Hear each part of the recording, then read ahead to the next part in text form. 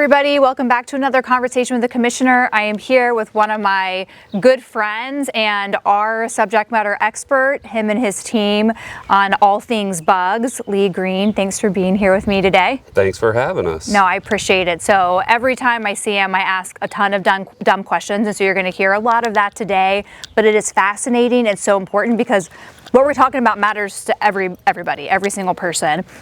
And you wouldn't know, right? It looks like a beautiful backyard, but we're by a danger zone. That's right. Tell me more.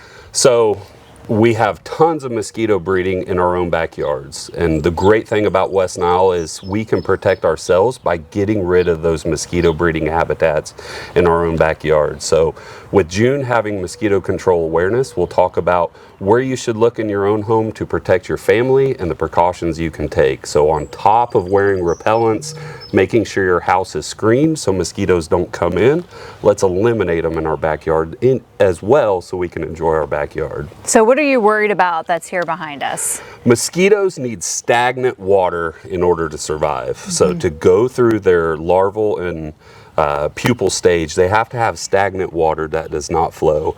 So it's little pockets of water. It's not rivers, it's not lakes, it's these little pockets that we create. Since we created, we need to take care of it. Things like this ornamental pond, if it's not well maintained and the fountain's not working, will breed millions of mosquitoes in the summertime, and you're the closest food source to provide a blood meal for them. And you've already dipped and looked at some of the water, and we saw a bunch of mosquitoes at several different stages, which Yep. we'll show you. And really quickly, they're going to become mosquitoes that are going around and biting. So one of the things I asked you is, how far do mosquitoes travel? And then you, of course, gave me tons of great information, but also why does that matter? So talk to us a little bit about how far mosquitoes travel. Why does that matter to you?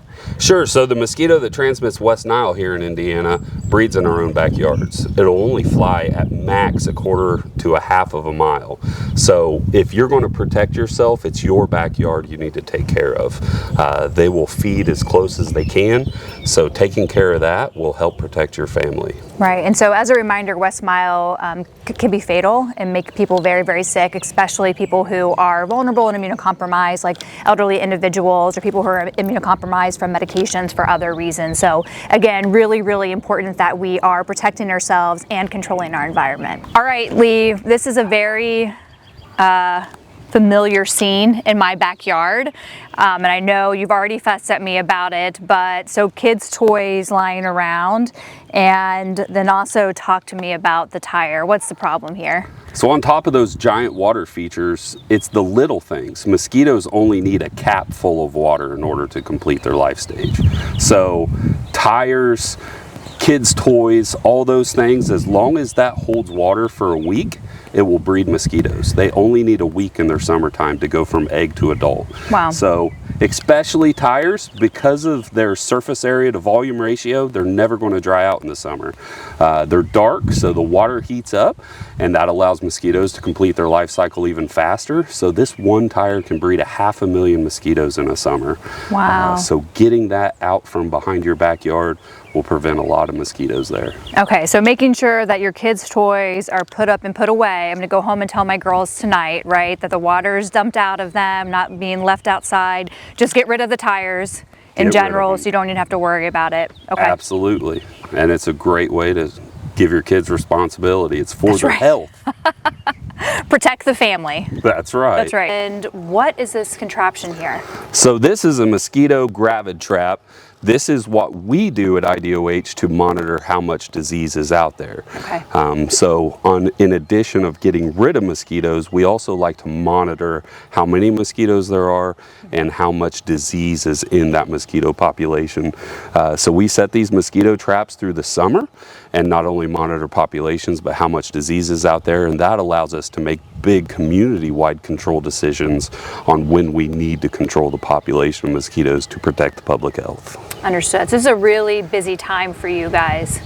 We run around like chickens with our head cut off all summer long, just monitoring things and making sure nothing gets out of hand. Yeah, no, we really appreciate the work that you do to protect everybody. I've been really excited to hear from our health departments, who many of them were able to use their Health First Indiana funding to engage more in vector control work. So I know that you guys have provided a lot of support and education to them as well. So thank you for that. Well, thank you, and I'm glad we could be of assistance and protect the public health and our little part of the world. So here we are in a really cozy back porch location, which we're like, okay, we're away from the pond, we're away from the kids' toys. But again, there's things that you're worried about around here. Tell me about that.